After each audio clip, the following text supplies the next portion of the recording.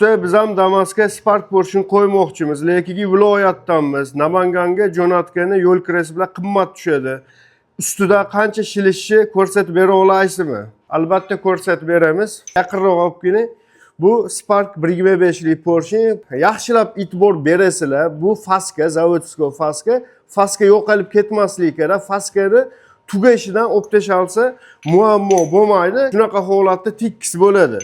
Chiqqan joyidan olib tashaladi. Porsche'ni ham patronni o'zidan qisilmaydi. Qisqanda es tushib, Porsche'ga ziyon yetadi. Iloji boricha shunaqa maxsus apravka qilib olsani yaxshi bo'ladi.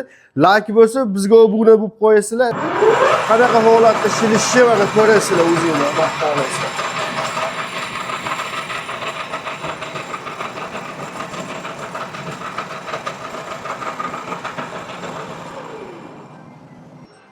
Kurdini bizda bekitadigan sirimiz yo'q. Like bo'lsa yaqinlarga jo'natib qo'yasizlar, obuna bo'lish esingizdan chiqmasin.